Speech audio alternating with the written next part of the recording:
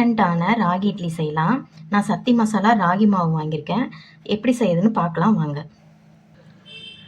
நான் 1 கப் ராகி மாவு எடுத்திருக்கேன். இப்போ நம்ம இதை தோசை மாவு பதத்தில் இந்த ராகி மாவை கரைச்சி வச்சுக்கலாம். நான் தோசை மாவு மாதிரி கலந்து வச்சுருக்கிறேன்.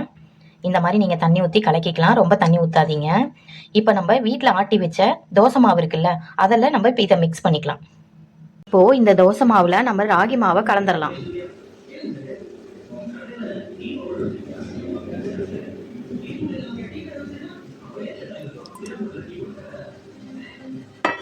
கலந்துட்டு நம்ம உப்பு தேவையான அளவு போட்டுக்கலாம். இட்லிக்கு போடுற சோடா மாவு போட்டுக்கலாம். போட்டுட்டு இது எல்லாமே நல்லா மிக்ஸ் பண்ணிடலாம். இப்போ நம்ம மாவெல்லாம் நல்லா கலந்துட்டோங்க.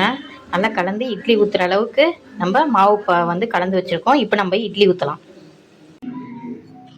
சாஃப்டான ராகி இட்லி ரெடி ஆயிடுச்சுங்க. இது குழந்தைங்களுக்கு செஞ்சு கொடுங்க, ஹெல்த்தியாக இருக்கும். நான் இந்த இட்லிக்கு சிக்கன் குழம்பு வச்சுருக்கேங்க. சூப்பராக இருக்கும்.